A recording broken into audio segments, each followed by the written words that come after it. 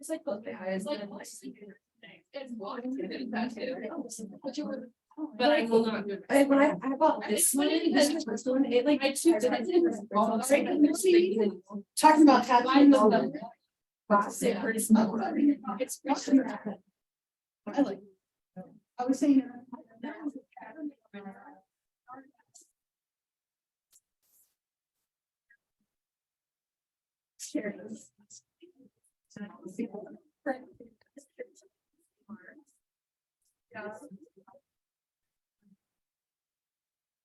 I'll take a picture.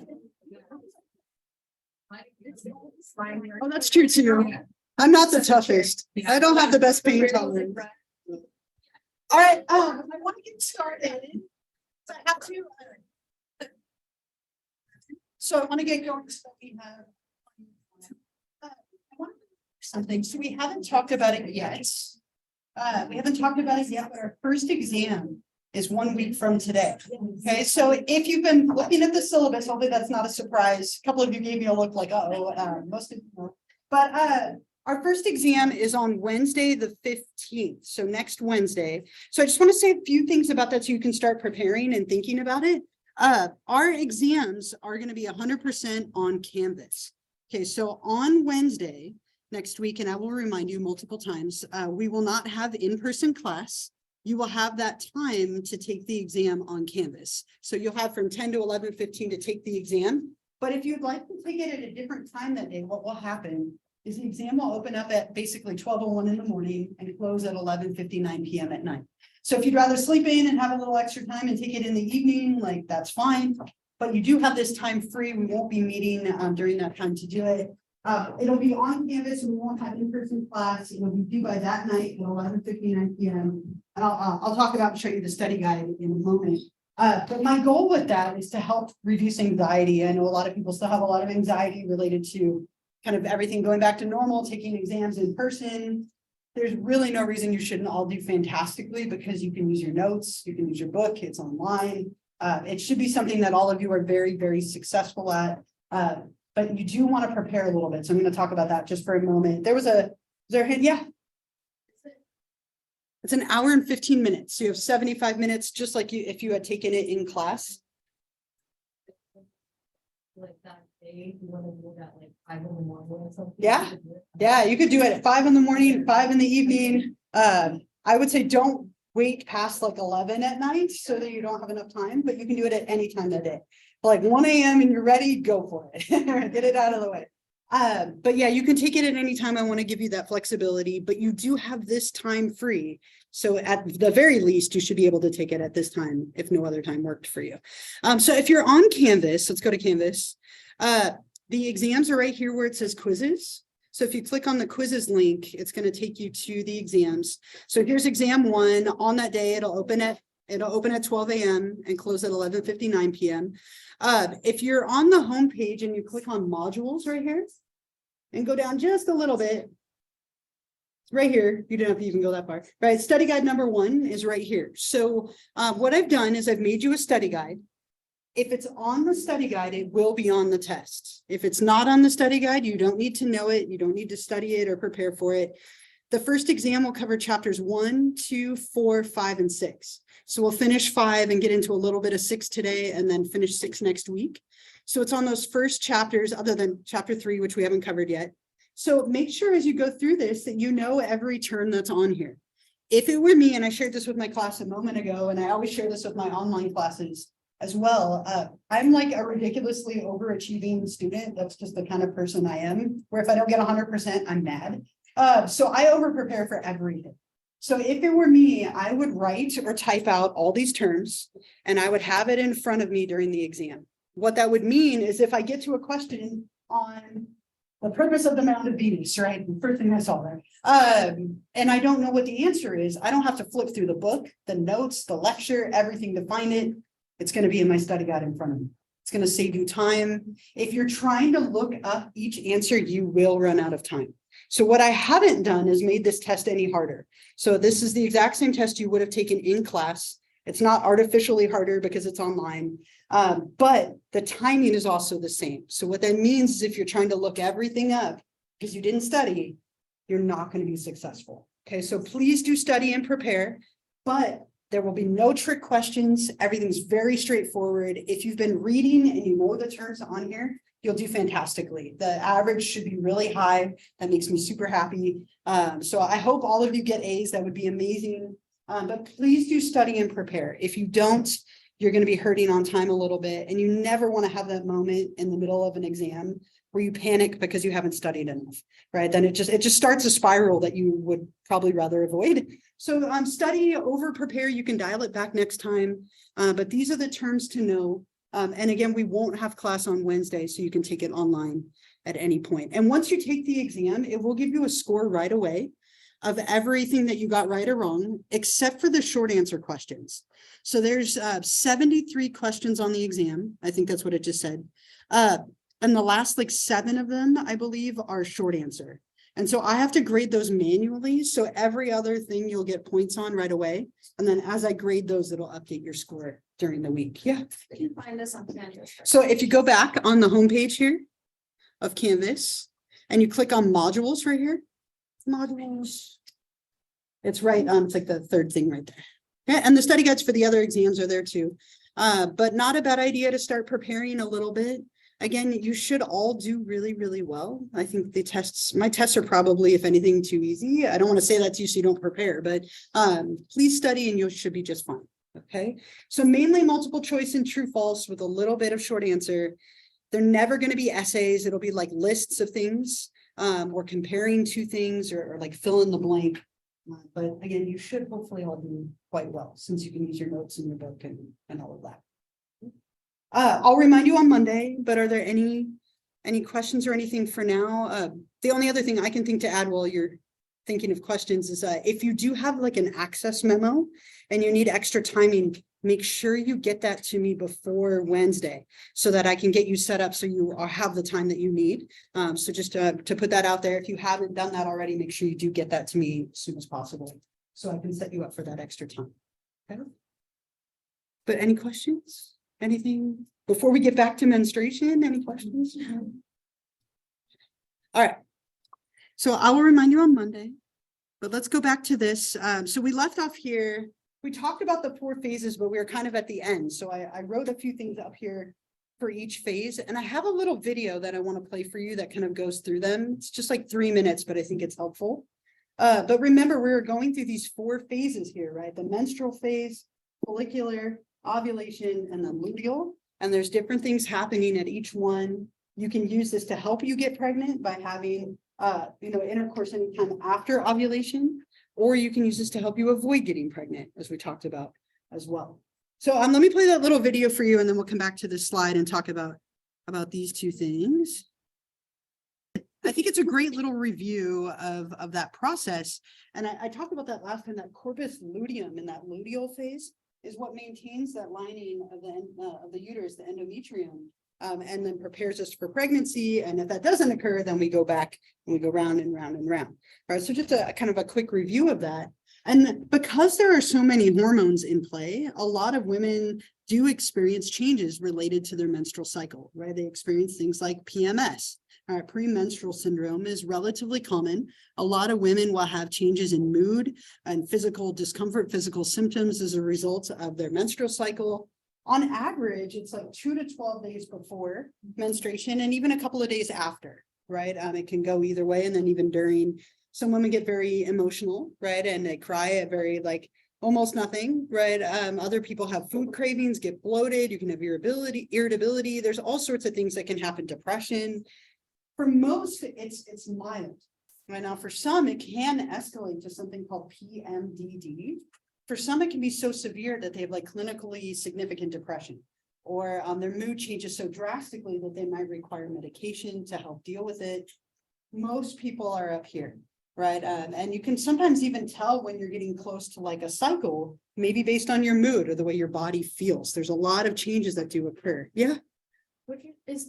For women at least, would you say that PMS would be affected by hyper or hypothyroidism? It could, right? So your thyroid and your metabolism and hormone levels, all of them tend to be very correlated, also weight. And so all of those things and stress as well. right? So when people are under higher levels of stress or they're overweight or they have hormonal like imbalances, all of that can exacerbate stuff like PMS and maybe even make you more likely to have something like PMDD. Yeah. What is LH? Mean again? Like, what's Luteinizing hormone, that? right? And so we talked about it back in the last chapter, but luteinizing hormone. A big surge right before ovulation. Yeah. Like PMS, how is PMS affected by PCOS?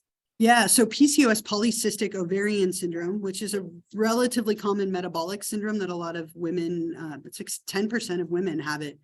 That causes a lot of hormonal imbalances.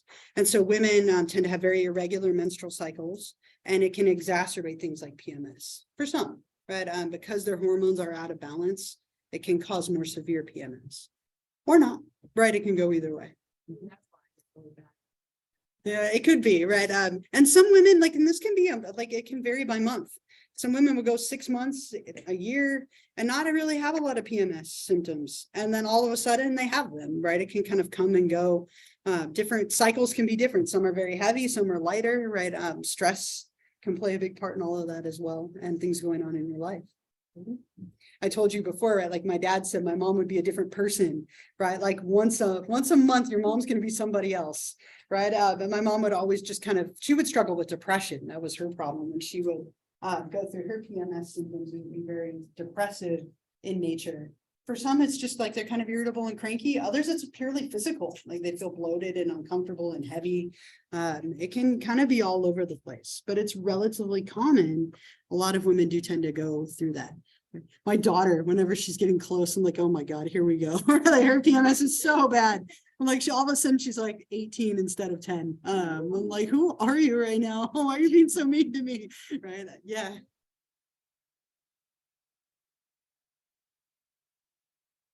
We have like the worst sad, I overthink everything. Yeah. And then we just sit down with this coming, we're gonna be like this. Mhm. But that's really healthy to do. That's actually really responsible and healthy to do. Speaking of, we're talking about TikTok, right? With the little animals that, like, I'll put it on the happy side if I'm like happy, or the mean side if I'm not, right? Like, and then the like partners coming in with, I brought you food, right? Like, don't be mean to me. You know, there's a lot of things. I mean, I think having conversations about it is really proactive. Especially if you know this is something you struggle with, right? My partner will be like, I don't struggle with PMS. I'm like, I don't know. Okay, sure you don't, right? But I have a little bit of fear, so I'll be like, okay. She was totally not moody when she was pregnant either. If any of you repeat, I'm like, oh no, I'm recording, right? I should delete this. Should delete it maliciously, right? And it's kind of all over the board, right? And it can get better or worse with age, right? It can go in either direction. Oh no, maybe it'll get better. That's okay. But it's not your fault. There's so much going on in your body, right? You can't help that. You can't help that. And again, if it gets severe enough, sometimes things like birth control can actually really regulate this as well for people. It has a lot of side effects, but it can be really helpful. If it ever hits a point where like it's too much. Did you have a?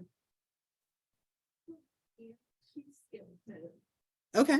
So like, I think she passed away the stress of all that. Yeah. And she just like never had it. And now she's like 58. Okay. I think it would affect her because you said it's in between like 45 and 55. Typically, yeah. Some people are really early. Now she has like some side effects of not having it, I think. Like, Sure. but Like she's still having menstrual cycles and everything is what you're saying, or? like hormonal. Okay. But I was like, is there a reason why you skip over this? Like, and just never have it? So technically, if she's not having menstrual cycles anymore, that's menopause, right? And that's okay. A lot of women don't. Like the stereotype of menopause, right, is hot flashes and anger and like all these like dramatic things. My mother-in-law, it's always my mother-in-law. My mom's not worth talking about. That's another story. But my mother-in-law, oh my gosh, when she went through menopause, the hot flashes, and we turned the heat up just to make her think it was like, That's so bad. it's so mean. So mean. We turned the heat way up and she'd be like, I'm having hot flashes. I'm so sorry. You know? But right? It's totally, I'm not sweating, right? But like, so for her, it was just hot flashes. Like she'd be hot and uncomfortable. For some women, it's like their mood is all over the place. For others, they require hormones as like a way to like help deal with it. It's just like PMS, it's a huge range. Some women don't experience anything other than their menstrual cycle stop. That's it. And other women like require medication, right? Because it's so intense. So lucky for her, right? Maybe, and the people in her life, a lot of people don't have dramatic menopause symptoms. It's the stereotype. Yeah, sure. But no, but Yeah, I feel like she's like, I feel like I have all the symptoms. Yeah. but It's not there yet. yeah. There's something called perimenopause where people have like the early symptoms of menopause. That can be. It could be, or it could be like a year. It couldn't happen, not happen at all. Again, the range is all over the place. So like early symptoms tend to be things like maybe sometimes people have an increased or decreased sex drive. It could go either way, right? Like, it could be that they have like vaginal dryness, rather when they didn't before. They might be, I mean, there's a whole range of stuff that people can experience. Like breast tenderness is relatively common as like an early sign of menopause, changes in diet. And not everyone experiences those, and not a lot of people talk about it too, which can be confusing for people who start to experience those things maybe in their early 40s and don't know why. But there can be some small changes as people get closer, or not at all. And it's all over. Yeah. So my mom had a hysterectomy. Yeah. And she doesn't have uterus anymore. She doesn't have periods anymore. Right. And so she's approaching the age of menopause, she's 46.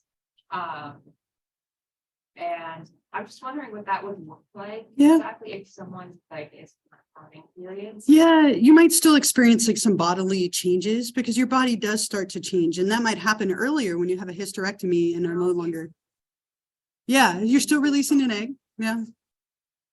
Right. And so when people have like a hysterectomy, when they have their fallopian tubes like tied off or even like removed, depending on the severity, it does change, right, the way that your body is responding, but you're still having these hormonal processes going on. You just may or may not have a menstrual cycle anymore.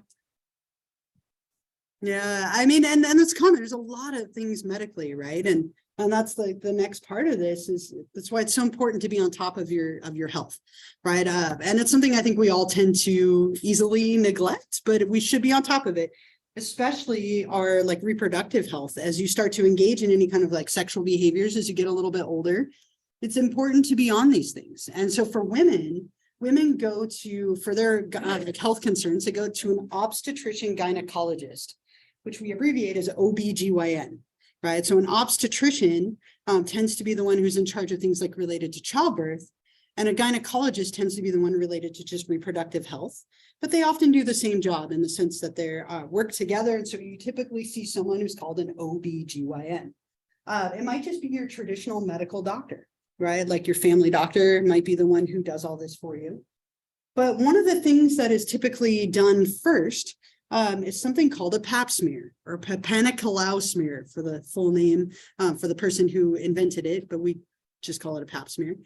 This is a screen for cervical cancer.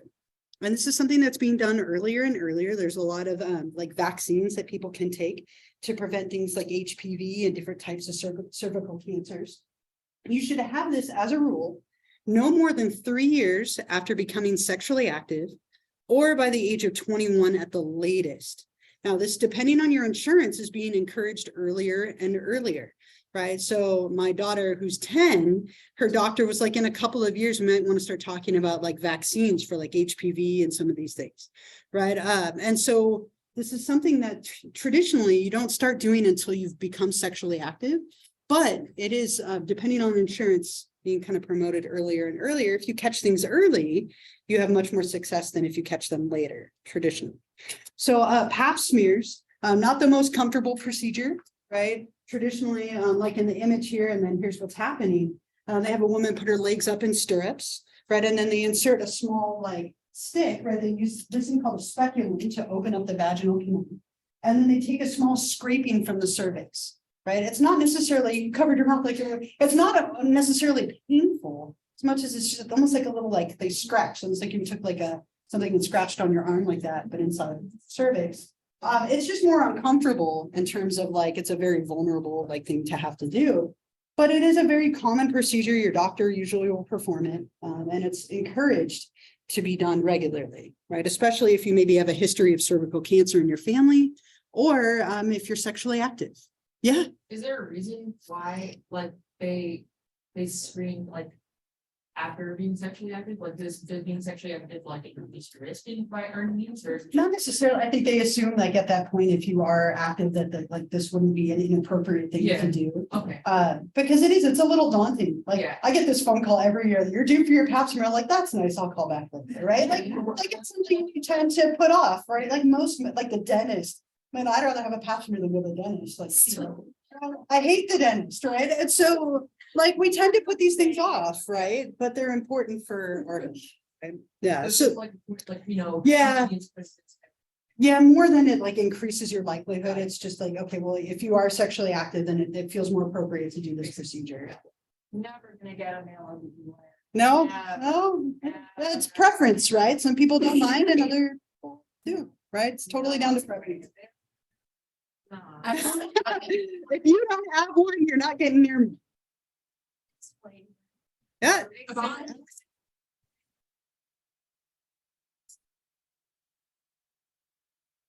Those are important things to know though about yourself when it comes to like doctor preference. If you want somebody who's of the same sex or gender as you, and that's important, then find that person, right? And if you don't mind, then it doesn't matter. Yeah, yeah, a lot of people don't, but it depends.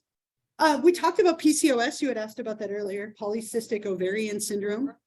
Yeah, about 7 to 10% of people. So this is an endocrine disorder.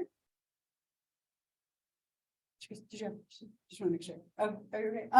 An endocrine disorder that affects menstrual cycle, fertility, and long-term health, right? A lot of correlates to things like diabetes and different like hormonal like issues. So relatively common. A lot of people who take this or have this will take medications like metformin or take medications like birth control pills to regulate it. What was that? Yeah, there's all sorts of different things that you can do related to it, right? You can, we have to have it monitored, right? And so what happens is traditionally people will have very irregular cycles, but it might not have a lot of other like correlates depending on the person. It really depends. There's a lot of urinary tract infections and vaginal infections that need to be monitored. Those are common health concerns for women. And then ovarian, cervical, and uterine cancers are also things that tend to plague women reproductively. So from a young age, right, these are things you should be talking about. And then when you get into your teen years and become sexually active, traditionally at that point, a doctor would check on these things at your like yearly checkup, right? And they start to check and screen for them every year. The other thing that we haven't talked about, secondary sex characteristics like the breasts, right? Another or a female reproductive anatomy. So these are secondary. Primary sex characteristics are traditionally like the vulva, the penis, right? Very like primary forms of anatomy. But the secondary ones can be like body hair, breast, deepened voice, curving hips, right? All kinds of the secondary changes. And so these are something that start to develop, right, for women once they start their menstrual cycles and start puberty. And a couple of different functions of the breasts, arousal and milk production, right? So those are the two main functions. So arousal, a lot of people find their breast being stimulated to be erogenous for them, right? And it's something that they enjoy. Other people, not at all. Again, a lot of variety on that.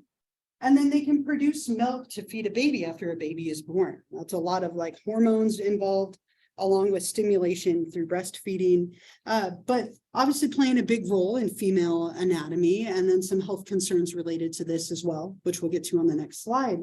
But I want to give you an opportunity. I told you this was coming, and it's coming for male anatomy too. I'd like you to get back with a couple of people. I'm just going to give you a few minutes, but I want you to come up with as many slang terms for breasts as you can. Write them down so you can share it. So about it. Straw boobs. Oh no, sadly no. Just look at pictures of them. I love you're like obviously. What do you say? Yeah.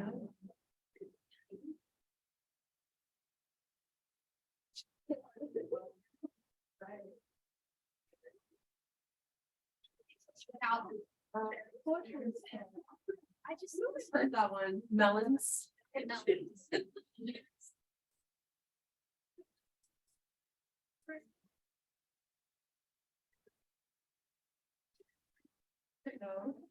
Me?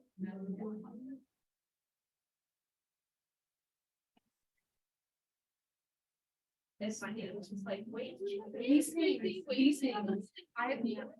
She's like. After, like, okay, like, my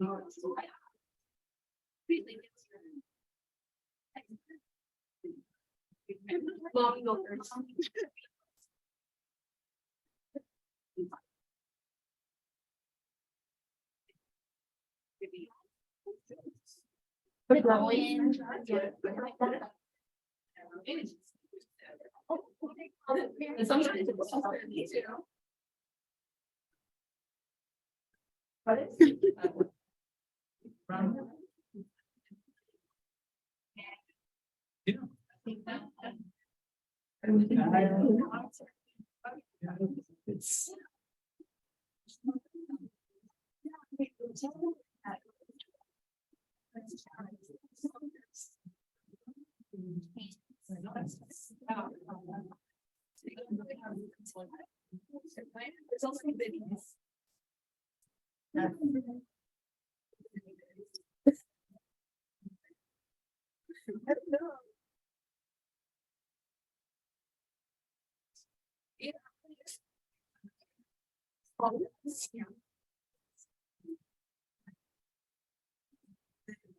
Buoyancy.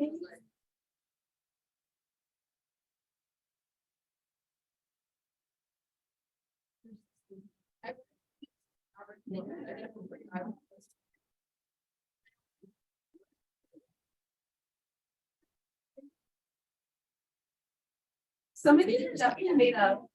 Like, someone's fun, like, titties that we did, like, hello? Like, that's to me, though, I'm just saying. Yeah. Yeah. Like, yeah. Flopper notes.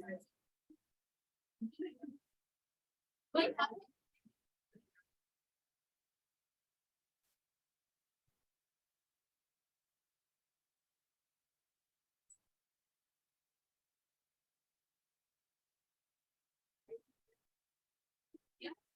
Yeah.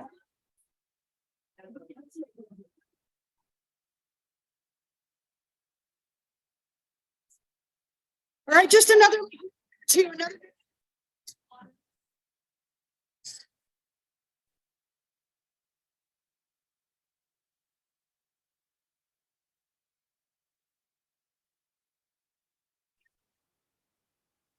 Yeah.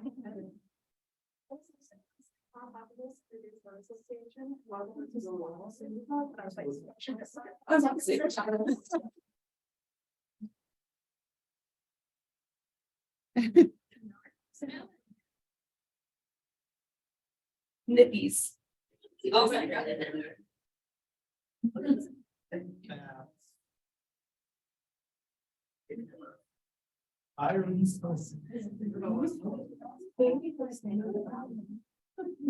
Like, now they what's the other one. Alright, it looks like several of you have to stop, but maybe you've got your list. I would love to hear them. And move back. Slide. Next week. Like, anyone? Anyone? These boobs, tits, these chi-chis, knockers, racks, breasticles, testicles, cookies, cherries, melons, jugs, mosquito bites, boulders, mommy milk, and top are filled in. Nice job. All right, wonderful. I love it. Anyone else? I was thinking. This is all nonsense. Boobs, tits, giddies, tatas, knockers, hooters, twins, the girls, chompers, coconuts, mommy milkers, titties, cantaloupes, jugs, table biddies, melons, cha-chas, brag, plans, bongos, and shoulder movements. Excellent. Open. The name's right, they're just dancers. All right, do you want to read yours? It's okay, because it was like literally the exact same as theirs. Okay, are you sure? That's fine. Robbie, if you're- It's okay. I wanted to say mommy milkers, but then they said it. So, anybody else? Anyone else want to read their list? Those were good lists. Very good. Just like with, with any anatomy, again, we tend to use those things much more so than the actual terms. But we'll do it one more time when we get to male anatomy in a few minutes. But one last thing here related to like reproductive health for women. So just like you should be having checkups on your vaginal health and cervical health and so on, you should also be doing the same with breast health. Really important. So should be doing self breast exams, right? As soon as you start to develop breasts, you should be doing self exams. Now, no reason for this to always be like a painful, like unpleasant experience. Bring a partner and have them help you, right? Like that's fine, right? Turn it into something fun if you want to, but you should be doing them. The breasts naturally are lumpy, like parts of your body, right? And so oftentimes people will say, well, they're lumpy. How am I supposed to know if there's anything out of the ordinary? The idea is if you're doing these regularly, if you're doing a regular like self breast exam, if anything feels different, that's what you're looking for, right? Very common for women to have breast sensitivity, period, right? The things that you eat can play a big role. Caffeine plays a big role. Stress can affect like how much pain you have in your breasts on a typical basis. So you're looking for something out of the ordinary, right? And if you feel something that shouldn't be there, then you would want to go into a doctor and have them do a breast exam, right? And then it could go from there. Yeah.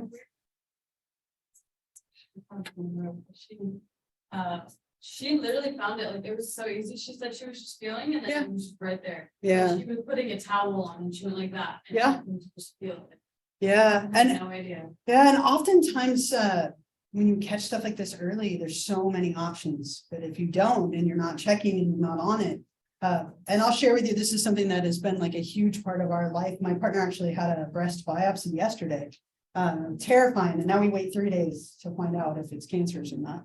But we went yesterday and she had like a piece of like a lump in her breast removed, had multiple mammograms. That's where I'm actually going. That's why I have to end early today to go to her follow-up to have a mammogram to make sure the pin they put in is still like in the right place. So luckily, like she was like, I'm not going to go to the doctor. I'm like, oh, hell, you're not. Like, you're going. I made the appointment, right? I was like, you don't want to look back 2 years from now and be like, if I had only gone then, I could have done something. My partner hates going to the doctor. So I made that appointment. Thank goodness. Right. So, oh no. So now I have to wait for 3 days in stress. So that's definitely. Okay. I was like, guess what I get to talk about today? Yeah. Right, yeah, and the doctor said it's like 99% chance that it's benign. So those are good odds, but that 1% would be, yeah, I'm like, I want like 125.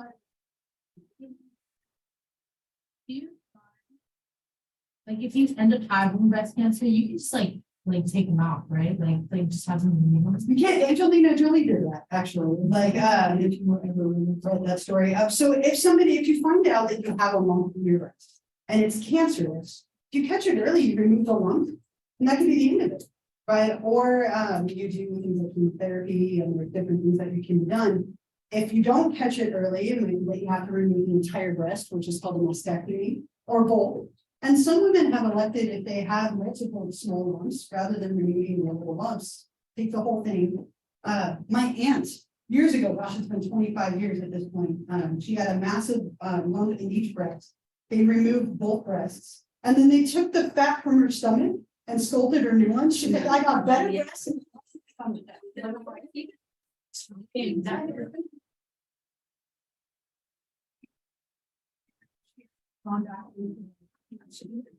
a lot of people do something to let them have both breasts removed as a preventative measure, but it's typically not necessary depending on how early you catch it.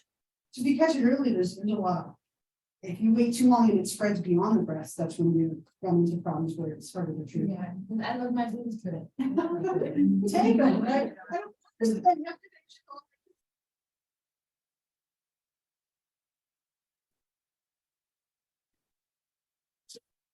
Here, just remove them. And I'm like, but can we just find out?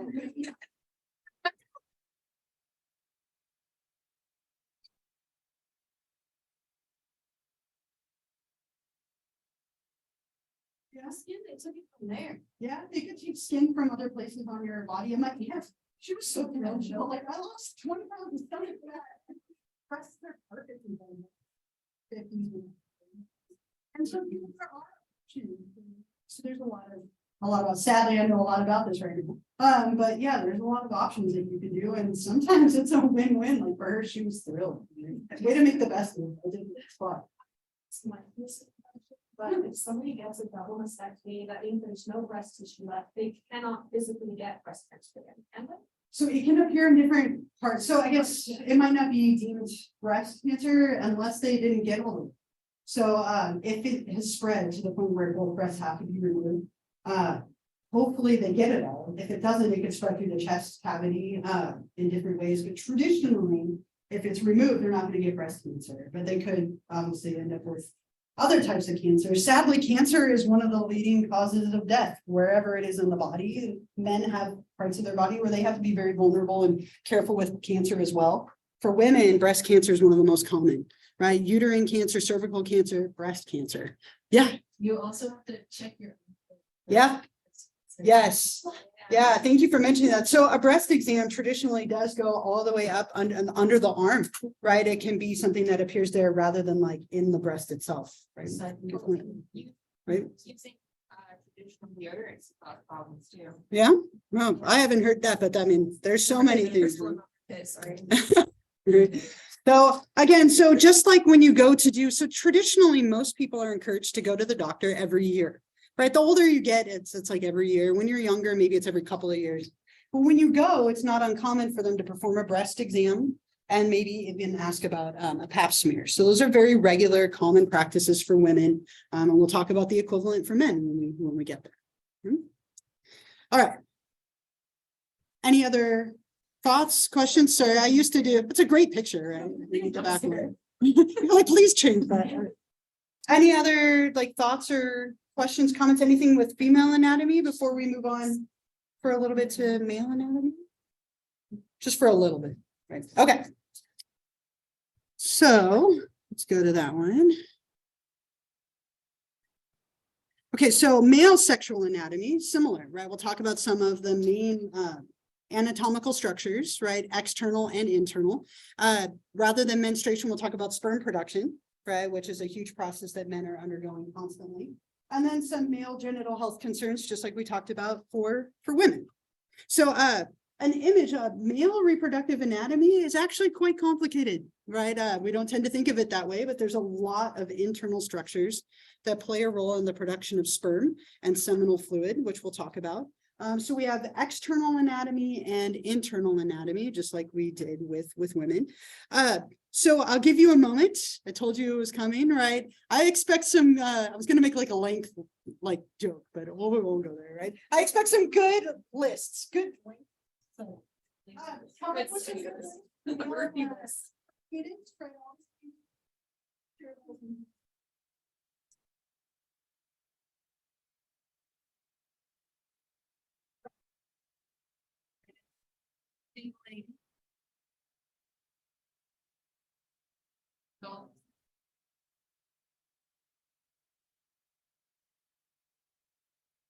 Millimeter.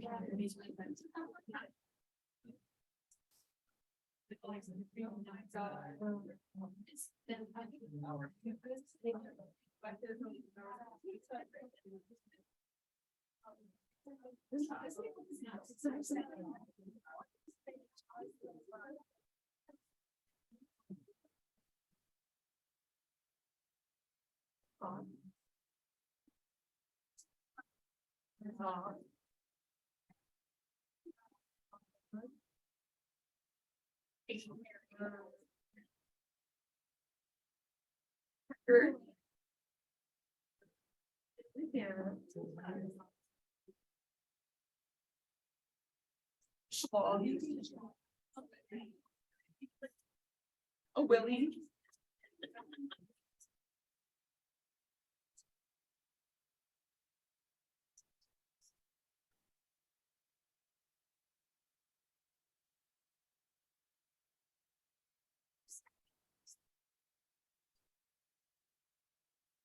Because people like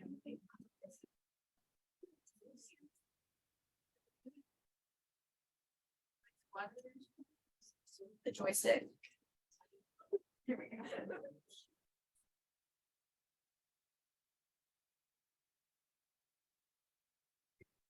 Oh my God, she's not saying that. I learned about it. Oh, no. Like,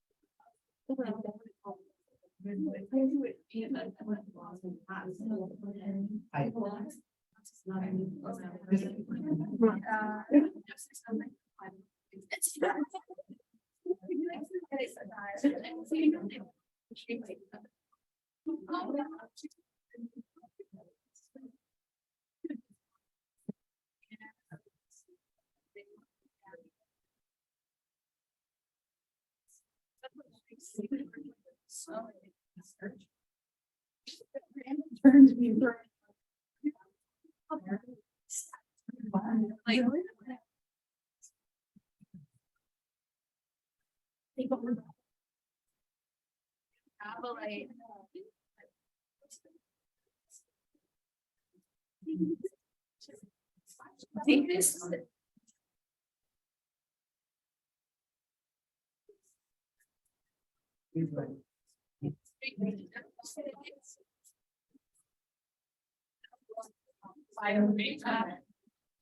Yeah.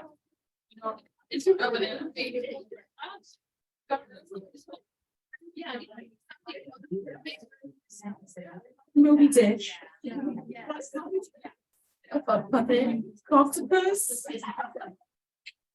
What is the first one? Moby Dick. Oh, me. Oh, yeah.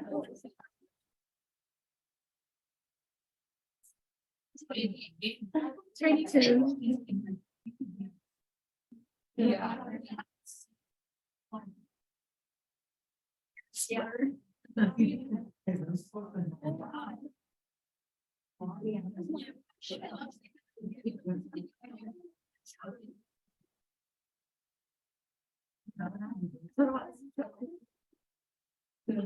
Don't want to forget Yeah, that. I can't forget that one. Yeah. Oh, yeah. Anaconda. Just out of nowhere.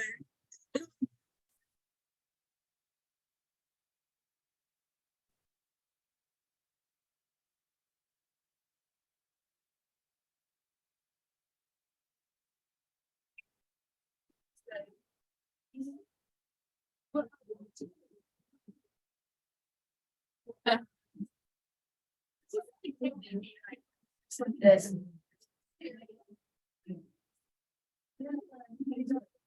It's ridiculous.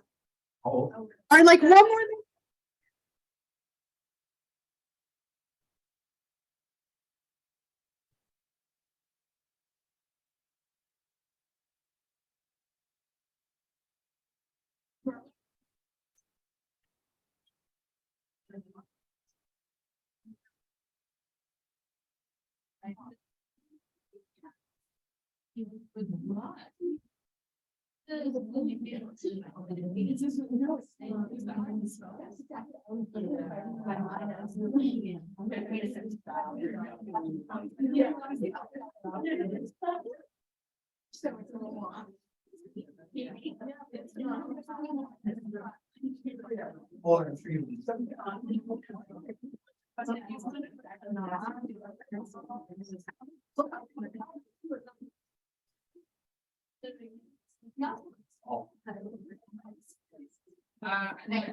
Oh, lollipop. Okay, don't worry. All right, some lists. I saw a couple of good ones.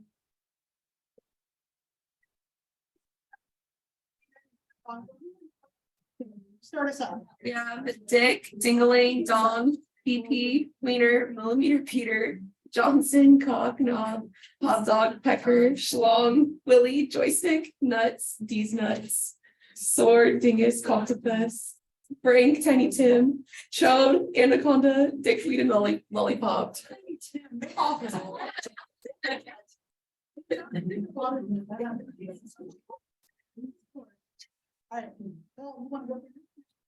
So we got big.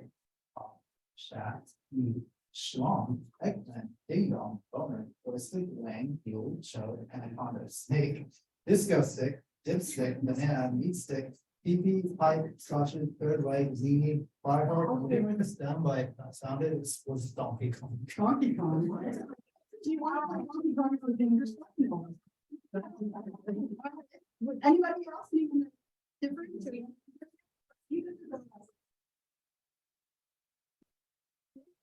Sword, number, eggplant, speed, brick, pecker, wang, snake, joystick, stick shift, disco stick, shalom, beans, glow stick, wanker, willy, meat, package, fatigue, pipe, wiener, dingling, sausage, third leg, yardstick, baby maker, chode, cooch cord, manhood, fire hose, junk, and horse. Nice, nice. Those are great lists. Thank you. Do you want to read your suit? Yeah, go for it. Why not? You already read through it. Now you got it. Okay, we got cop, dick, wiener, pee, weed, woody, shrimp, chode, BBC, anaconda, little man, junior, council, red rocket, hard on, key, wand, magic stick, joystick, and salad. Nice. All right. I'm going to share with you. Totally random, but I'm sharing. We were at practice, softball practice on a Monday night. And our coach's name is Danielle, and they call her Coach D. And these kids are 8 and 9, right? 8 and 9 years old. I did not think they were in any way in this spot in life yet. But someone was like, "Hey, Big D, get over here."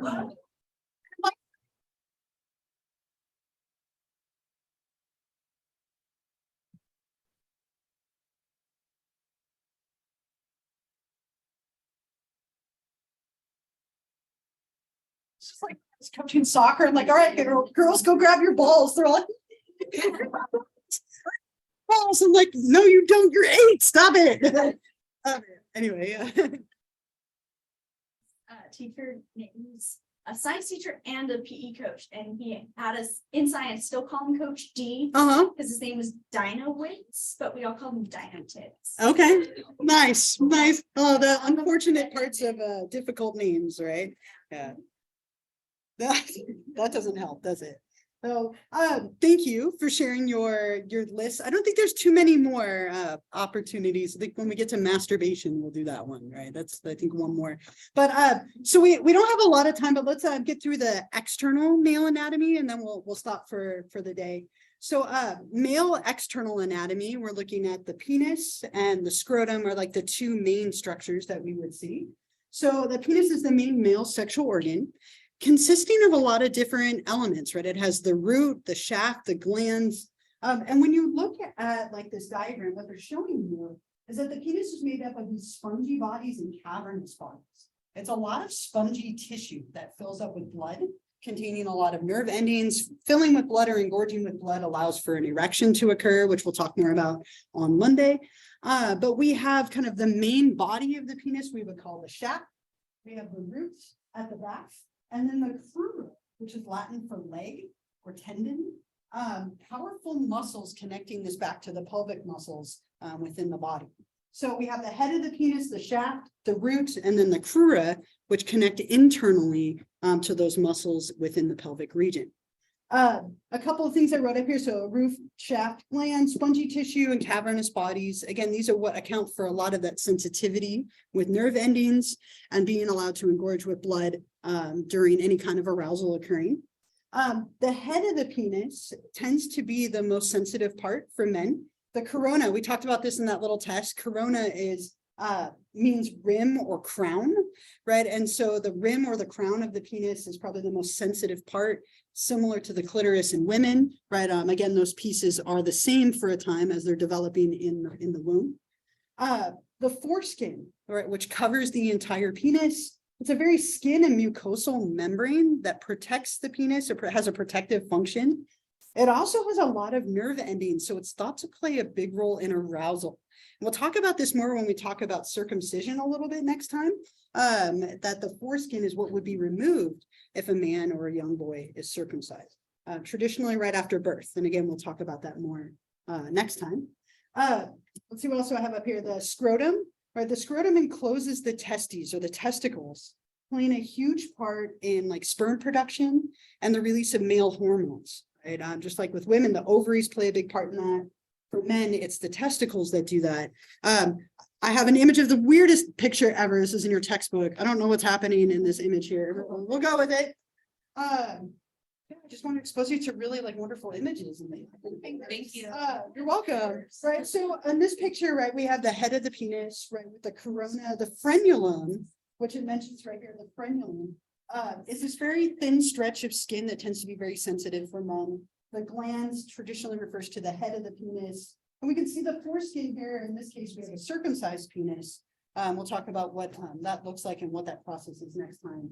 But the scrotum encloses the testicles, which play a big part in sperm production. And there's a lot of jokes for men about like, well, it's cold outside, so everything looks smaller. There's actually a lot of truth to that.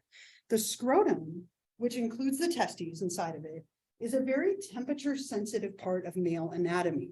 Because sperm production has to occur at a certain temperature, when it's cold, the scrotum will actually pull up closer to a man's body to get warm, to keep that production at its optimal range.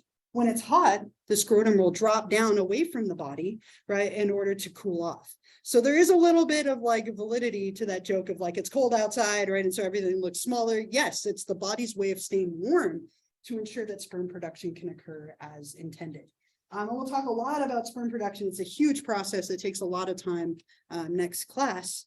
And just like with female anatomy, an incredible amount of variety. So again, Google image danger search here. But a lot of different, I feel like I'm too close, like I want to back up. I should keep these things to myself, but I'm like, that's too close, it's aggressive. It's like pointing at me right here. It is staring at me. That's all right. I should keep these things to myself, but hopefully it's endearing, right? But a variety, right? So different sizes, right? Some men are very straight. Other people have like a curve one direction or another, circumcised versus not. There's an incredible amount of variety, just like with women and the appearance of the vulva. No two are the same, right? So when we interview urologists and male doctors, they'll say the same thing, right? So just to give you a portrayal of a few different appearances of male anatomy, right? Let's go ahead and go back to this one, right? Okay. Right. I'm like, I'll leave this up as we leave the room. The next class is coming in. What's happening here? Okay. Anyway, so what we'll do next time is we'll talk a little bit more about the testes, the testicles, and sperm production. We'll get through the rest of male anatomy. Quick reminder, again, I put this up here.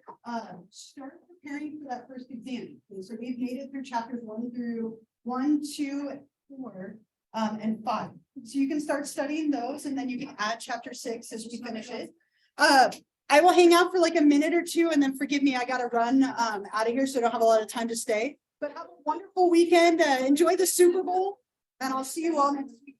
Thank you. Good luck. Thank you. Oh my gosh. Hopefully I know soon.